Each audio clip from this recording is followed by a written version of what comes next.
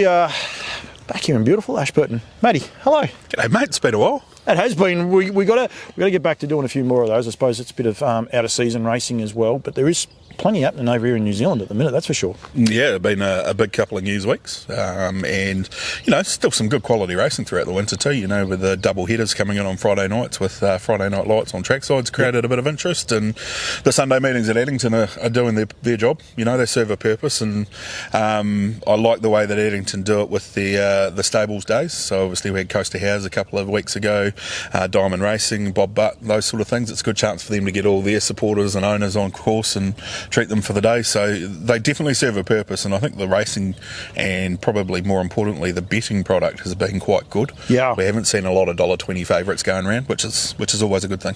A couple of runners I might ask you about in a minute too on Sunday. I think there are progressive horses going through. People trying to get them through their classes to be able to race on better races. Trackside and Friday Night Lights. The other night there was the launch of it. Your thoughts? Because you weren't there Friday night. You were actually working, weren't you? Yeah, I managed to record it all and have a look when I got home. Anything that's going to lift the quality of the production and the information going out to those at home or in pubs and clubs is a big bonus. And the one thing that they've got in their favour is that they've got a couple of pretty experienced guys at the helm of it, and Greg and the Whale. Greg brings a wealth of knowledge from a long time involved in the industry, and his connection and ability to get information out of people is probably the most valuable thing of the show and of anything. Thought it was slick and polished, and it can only get better, I think. And they're adding in little things here and there, and it seems to work really well. And Greg is invested in the sport as well, so that part of it makes a huge difference. I think because when you are invested, I think you legitimately want it to grow and want it to improve. Yeah, and Greg revived the show, the box seat that we see over here each week, off his own back, and went out and got sponsors for it once COVID hit and the show was sort of cancelled. And again, it's another show that serves a purpose, because it's a chance to actually sit down and have a whole hour where you're solely talking about harness racing and everything that's happening, and good to be able to detail the successes of some of the people in the industry as well, a bit like what you do and others do as well. Yeah, but that's why I want to keep this show going, because you bring a lot to the table that I don't know about and learn about, and then people say to me, how do you learn this? And I'm like, well, just start watching, but I don't know how people find the time to watch everything. Anyway, that's enough. We don't need to wrap ourselves up. Big announcements from Harness Racing New Zealand, massive increases across the board. Personally, I think it's great. I think from an outsider looking in, it definitely looks great. There's probably more they could do, but got to work within a budget of money. Yeah, it's a start. It's a positive step forward, and I think that's the way that we've got to look at it. There might be some devil in the detail that'll come out in the next couple of weeks that might require a bit of debate and discussion, I think. Just on initial looks at, they basically just outline the changes, but no detail underneath them as to what that might imply. I think there's a couple of things going to come out today. Yeah, I think we are. So overall, though, stake increases, fillies and mares races, they're the sort of things that we've been looking for. And it's just going to be interesting over the next 12 months to see how it all plays out, but I think most importantly we've got to look at it in a positive light, embrace it and move forward. Love the idea of moving show day to a twilight meeting. Love the concept around the slot races. I hope they get off. Show day to me is my favourite day of Cup Week, because it's one for the purists. And you throw the Dominion and the free for all and all those ones into the mix as well, and it's going to be a cracking day to be sitting at Addington watching all that unfold. And the free for all, sometimes a couple of horses drop off. They say, I'm not going to hang around. $220,000 race now. Not many are going to drop off that. And you also get the ones that that come through that might have won the junior free for all or something on the Tuesday. Track. Yeah, they will. It's a very good race, that free for all. Not an easy race to win, and it serves a really good purpose at the end of Cup Week too for the paces. A lot like the Dominion. I think that's one of the highlights of the week for me. But you go and build some of these extra races. We have the South of the Waitaki series for horses trained in the southern regions. That kind of thing brings an element to the day. You're going to have a whole heap of other races as well. So even what they're doing here at Ashburton on the Thursday is great. $17,500 stake across all 12 races, largely focused on the lower grade, which is good, because obviously they don't have an avenue during that week to be a part of, but there's ability to build that up as well. And it's a really good day, and I want people, because that was where we saw Empire City really emerge last year. So it's a great day of racing. There is a lot of opportunity to see good horses. Yeah, quality, and if it's done right and it's programmed right, it actually could end up being a really, really cool, exciting race day where you see the new talent, as you say, with Empire City and the like coming through, and announcing themselves. Yep. There's a good 2-year-old race on too. I forgot that race, but I actually think Major Hot might have won that last year. From Could have, yes. Yeah. We'll touch on Queensland in a minute, but we'll just stay on the Dominion Handicap, $400,000. I've spoken a couple of times. You've corrected me a couple of times when I've said just believe, maybe. And I know Greg and Jess have always thought about it because of the historics. They also understand the Inter-Dominions there. All of a sudden, I think one race might be tipping more than the other one. And I do think it's a bit of a masterstroke. And with the depth of trotter that's here in New Zealand currently as well, maybe not this year, but next year, a lot of these horses are going to hang around for a $400,000 trot on the Southern Island. It could actually end up being easier to win an Inter-Dominion than it does a Dominion in New Zealand, to be fair. Yep. Despite the fact that it's 4 races to win a Dominion, Inter-Dominion, and only 1 to win a Dominion handicap. So, look, I am excited about that Dominion. Obviously, there's some question marks hanging over the top of New Zealand's 3 top trotters. Obviously, Muscle Mountain, Bolt for Brilliance, and even Oscar, who, if anyone in Australia isn't caught up, is now being trained on a thoroughbred track in Matamata. I'm going to hopefully catch up with him in the next couple of days. So that's exciting. Yeah. So you throw in those, but the likes of the RC Phoenix camp sort of they might like to come back. Yep. Could we see some things emerge out of this Queensland Carnival? London to a brick. I think all going well, Bet and Win will probably be aimed for that. There's Sunny's Sister, those sort of things that are going to come through. So if you go and throw Leap to Fame in the mix, well, happy days. But you wouldn't put a past horse like Mufasa Metro. I mean, previously trained here, bred here, raced here. He could come back for it. I mean, it's not just going to be Just Believe and the likes. I know, talking to Pat Driscoll, I've got the Harasta Trotters hat on. They'd love to bring Call Me the Breeze, but they think that might be a bit too much for a European bred horse. Maybe the Standing Start mightn't be his go, but I'm Ready Jet. Yeah, definitely right up her alley, or a horse that would like that. So you're going to get plenty of intrigue. But then, as you said now, there's a lot of very nice 3- and 4-year-old trotters trained here. This race is going to be $400,000 next year as well. They're going to have that opportunity to build to a time-honoured race with great prize money. Yeah, and that's it, and it is. And the history around the Dominion Handicap is, so important that we continue that and see that next wave of trotters coming through. On the Australian situation, I think the more that sort of hint that they might come, the easier it might be for them, because if they get enough of them that can fly out of Sydney's direct to Christchurch, well, that's the other thing now. There is direct flights. Exactly. Yeah. So could be an invasion again. And after what we saw in the early parts of this year, I don't know whether I'm that excited about it, but I'm also hoping that we might pillage some spoils over there in the next couple of weeks too. I think sometimes too, we've got to look at that too. We could look at it as if we trained a horse, like we'll say Bet and Win. We'd say, right, we don't want Harry over here because we want to win it. Flip side of it is for the industry to get a horse like Just Believe, who wins the Dominion Handicap. Then he really gets into those serious sorts of conversations about how good he is, and can go from there. And I think that's what Greg and Jess are keen on as well. So I'm of the same thought. Growing up, Cup Week's been such a big part of life, but I remember the Lyell Creek victories. I remember the I Can Do's It victories. I remember Mombay being monstrous, Sunday Sun, those sort of things. You can go even further than that as well, but it's that kind of horse, like Just Believe, that sticks and burns in the memory. So the more of that you've got, the better. I don't think Jared's going all that well. Pity I couldn't get the camera going the other way. But there might be a little bit of a tractor issue here at the minute. I'm not sure what the boys are up to. The things you see behind the scenes are outstanding. Especially around this place. Absolutely. I left my car in the wrong way. I was like, well, they're going that way. But yeah, some bloke has left his car, but that's okay. We won't worry about that too much. Absolutely. And I think that's the one thing. This is targeted around improving market share on the TAB for 4 years. And this is one thing people need to be aware of. So we need to get punting. So if we can get punting from Australia into New Zealand, get more punting and people in New Zealand investing in the industry, that's how it'll all grow. Yeah, and it's habits.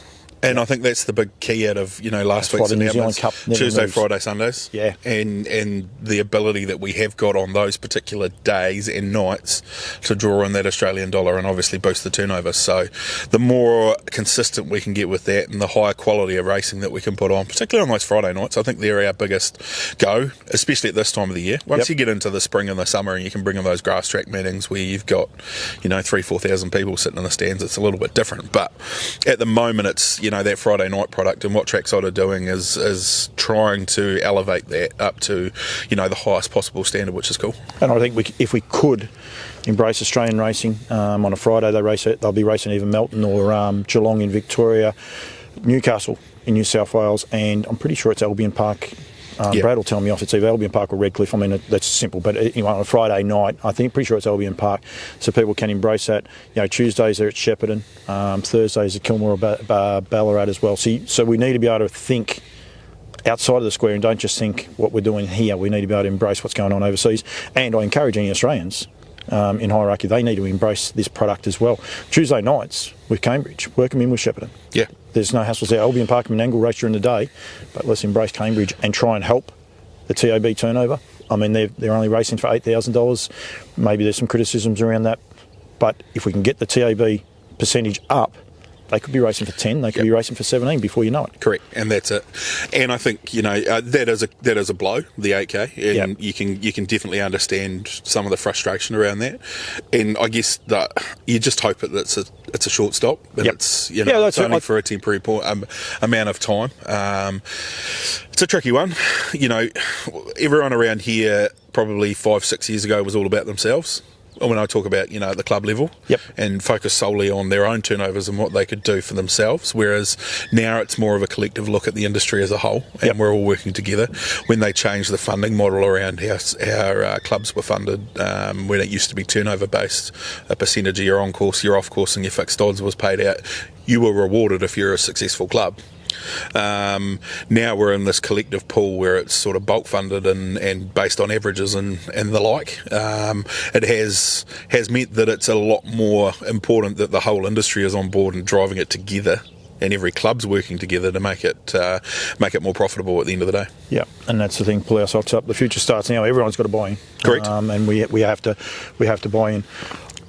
Possibly remiss of me, but on a sadder note, this week has been pretty trying for everyone. Katie Cox passing at the start of the week, and then Canada Broad through the week anyway as well, over the weekend as well.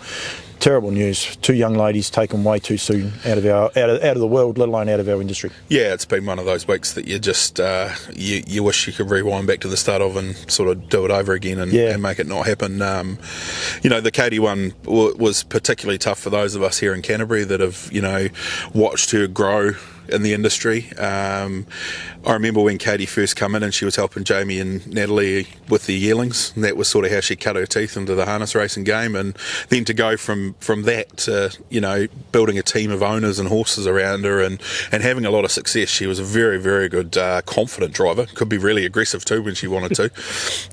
And to be, I don't want to use the word cut down, but she was just starting to build a really, really good team of horses around her, and for this to happen is just a real tragedy. I didn't know Canada, but obviously know Jason really well through various dealings. He's been such an integral part of Southern Harness for such a long time, and it's just one of those weeks that you just wish didn't happen, but unfortunately life can be cruel sometimes. I stayed with Magic there one night, and just a great bloke. You go to stay at someone's place, you don't know who they are and everything else. He couldn't have made me feel more welcome, and he does that for everyone, I believe, and it's just shocking. So it's sort of become the halfway house for the Canterbury ones that were travelling down. There's probably some stories that can be told, I'd imagine, knowing some of the ones that were heading down there. I will tell the Aussies, I say to them, in Williamson, you don't play him in pool, you don't play Magic in darts, you leave them both alone. Correct. That's you don't go anywhere near that. Correct.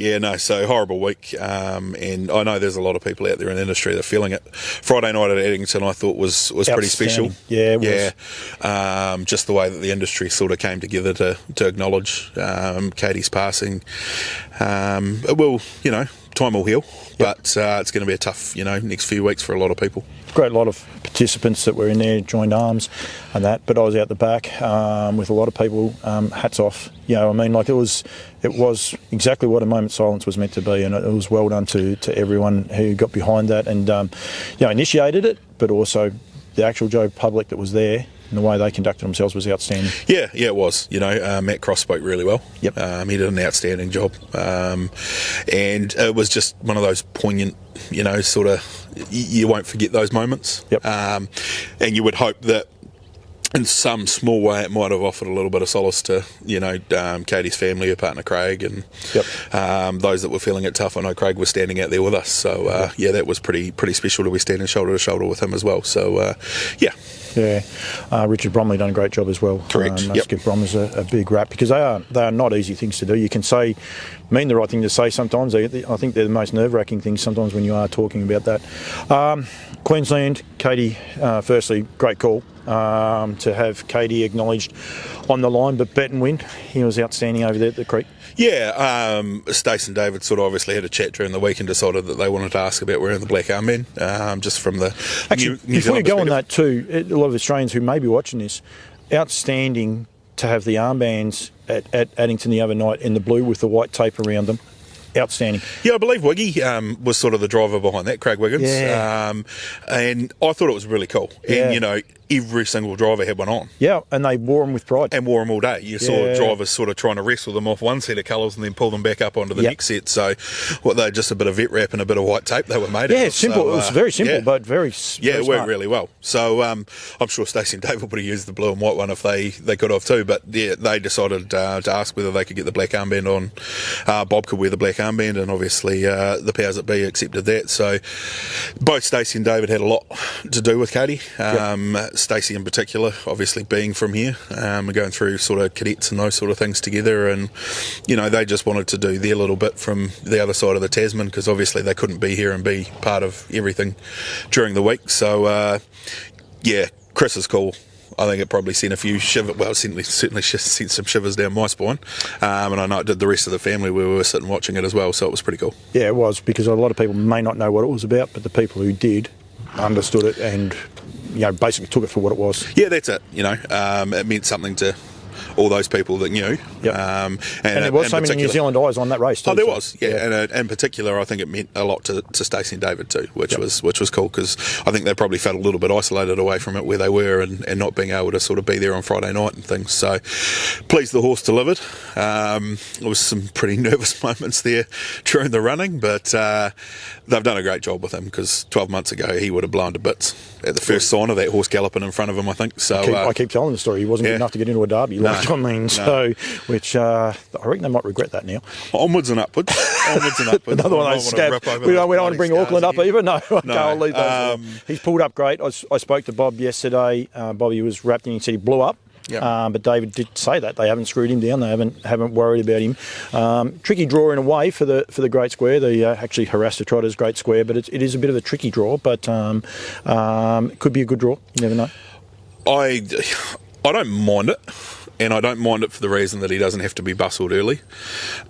He's got push button speed if they decide, and he showed that at Addington his last start here. He sat sort of 1 out 4 back, and Bob cut him loose at the 800 metre mark at Addington, and he made up about 7 lengths in about 75 metres. He just went bang right around the field and found the front. So that ability is there.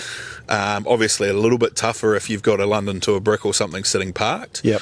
But staying out of that early rush, maybe finding a posse and then looking to work into it, I think at this stage in that horse's career, from what I can tell of him, is going to be beneficial for him. Again, tougher, because she's Ruby Roo and the like, and I just hope he runs a big race for them, and they get a shout at the top of the straight and he pulls up well, and maybe they'll have another crack a couple of weeks later at the other group one as well. I just hope a couple of the drivers understand the rules of trotting when you gallop, and you get out of the way. Yeah. Make life a lot easier. So it'll be a nervous night sitting at probably mum and dad's on Saturday night, but I'll be on the big plane, so I won't even get to see it or hear it. So yeah. But luckily we get a wee taste test earlier in the night, because they've obviously picked up Major Hot into the stable for the rest of his Queensland campaign. It's great for David and Stace, isn't it? Yeah, so that was a nice get for them. Obviously there's a few of the owners in Bet and Win that are involved in that horse as well, and they were approached to handle the horse for the rest of its Queensland campaign, so I presume that's another 2-3 weeks. And actually, might have spoke to one last night. He asked me what the temperature was like. He said, "Geez, it's bad here in Noosa." He said, "I'm just just sitting in the spa. So very cheeky conversation it was. They stayed over and enjoyed themselves. There looked to be a rather large band of supporters there on Saturday night, looking at some of the photos that come out, and I know that it's going to grow for this week, because I know one particular owner that just can't wait to get on the plane to get over. Answers to the name of Dad? Nah, yeah, Dad. Yeah, he's absolutely chomping at the bit to get on the plane and get over there. So I think for me, as you know, someone who's been in the game for a long time, I think that's probably the highlight for me of the whole thing. So I watched, Dad's been involved in the industry for 50 years and sort of dreamed of having something to do with a good horse. He was one of the early developers of Mainland Banner, which he still takes a lot of pride out of, but to see the enjoyment he's getting out of having a trotter like this is quite cool, given, the time that he's been in the industry and the work he's done. So he's loving every minute of it, and that's pretty cool for us to watch unfold as well. Reason, don't worry. Matty's wondering, I just stopped and started, anyone wondering, because 20 minutes the thing stops, and I reckon we must be getting close to it, so I just thought, well, I'll start it again and go from there. We don't mind a chat. I'm going to give the heads up to the boys in Queensland. There's rumours that you should possibly put a camera on Dad when he's watching a race. One, I won't drop the name, but one Kimmy may have suggested she was filthy. She didn't have the phone on him watching the race. Well, young Kimberly Butt reckons that I'm the worst person in the country to watch a race next to. She's told me that on more than one occasion. I think she found one worse. Yeah, and I'd said to her a couple of weeks ago, you want to watch one with me, old man, and she got a pretty close-up experience of it on Saturday night. So, he can roar, and it's quite a sudden roar that can sort of jolt you out of your seat, but I can roar too if I need to, so I won't say too much. But no, he's loving it, and it's nice. They let him even drive him in fast work a bit here and there, because obviously he's at Stonewall with David as well. So hopefully, they can get a Group 1 next to the name as well. Yeah, absolutely. If not, they've done themselves proud. They've done New Zealand proud as well. I think great ambassadors for the industry, which is what we want. And getting back to these announcements and people saying, like a lot of people saying it's not being put back into the grassroots, but it is. You need to have aspirational things. I'm sure there's a lot of people watching Bet and Win now saying, man, I'd like to go there, next year. Horses like Empire City, they might target that for next year as a 4-year-old filly, and things along those lines. We want the Aussies to be watching New Zealand Cup Day, Dominion Cup, Ashburton on a Thursday, and say, well, I want to be there as a part of that whole week, and there's other weeks coming at the back of it. So I think this is the one thing that we need. A lot of people potentially just look outside the window and just have a little bit of a look at the whole industry as a whole and be aware of what is actually going on. Yeah, that's it. There are great things happening everywhere, and it's only a case of you just got to probably find them. Yep. And the Cup Week thing, it doesn't just have to be that 1 week. There's Ashburton on what it's a public holiday. Kaikoura the week before. Kaikoura and all sorts of things. We've seen Aussie horses come over and compete in the Meffin Cup on the grass. Yeah. Flashing Red. Yeah. His first New Zealand start was on the grass. He won a Meffin Cup. Serious? Yes. Driven by John Hay. Just under those mountains under there. Yes. Yeah. The first year he came. Yeah. Wow. And then went on, and obviously he demolished Mainland Banner here in an Ashburton Flying Stakes, and the rest is history. So there's a fun. You are a book of knowledge. There's a fun fact for you. You are a book of knowledge. Yeah. The other spin-off out of this too, and like a lot of these announcements, is opportunities for people to grow their own businesses as well. You don't have to just look at it and say, well, I can't get a piece of that pie, because there is so many other things going. It is a unique opportunity for harness racing in New Zealand, isn't it? It is, and I can use the young fella whose block we're standing on at the moment. Watched him grow in the last... Johnny Morrison. Yeah, we won't talk about him for too long. Could be here for another hour. It's all about me. Yeah, no, I wouldn't quite go that far. But, he's watched him from the start of the year with, a smallish team, and now he's got numbers tipping, nearly 24 here at the Ashburton Racecourse and having a bit of success. It's for people like him that these developments are really going to benefit. And we've got so many, John's just an example. There are so many good young horse people in our industry that with these changes and, even just the introduction of fillies and mares races and things like that, it's going to create opportunities for them to grow their businesses and their profile and enjoy a bit of success, hopefully. It's quite interesting. I've done an interview. It would have gone up this morning before this. And I did ask him about the announcements. And the one thing he said to me, and, be a left of field, having these high-end races give you something to aspire to. So like it's the lure. You got to try and chase it, which is great. If you're not here to try and win big races, and kind of what are you? And I think every trainer at the end of the day wants to win big races. Most trainers are just happy to win a race, as well. Which that's fine. But if you haven't got something to aspire to, and John's got a few horses here that by the end of the year could be competing in Group 1 races. I got no doubt on that. So that's cool. The next wave's coming through. We've seen it with the likes of the Regan Todds. We're going to see a lot more of it with Hayden Cullen in the next 6 months.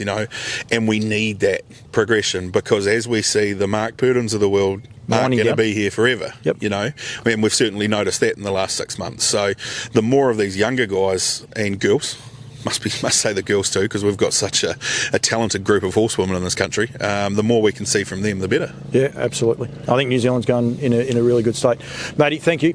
Could chat to you for zonks. We could chat about horses. There was a few nice winners on Sunday. Going through that meeting, I think a couple of progressive trotters. The horse of Jeff Whittaker's, I think it's got I think the first 3 or 4 home in that race actually have all got a little bit of a future, because they showed a bit of toe. And that is the one thing we've got to make sure people are aware of this time of year. Keep an eye on these races, because there are horses progressing through to get to a mark for when the better races start up. Well, that's it. They are starting maybe on a Sunday, winning a race there, and then graduating up to the Friday night company, which is traditionally stronger and getting results. And likewise, if you're smart enough and you like having a play, there are horses that are dropping back from the Friday night stuff into Sundays. Perfect example is Sonoma Tyron, who won on Sunday. Admittedly, she had to run past Dad's horse to do it, but that's all right. Good turn of foot, Oh, yeah, unreal. Unfortunately for Dad. But she was just links better than that for what she'd been racing on the Friday night. So, there are punting opportunities there, which, of course, is again a chance to increase turnover, which is what we're after. So, you just got to have a look. That's all there. Have a look and have some fun.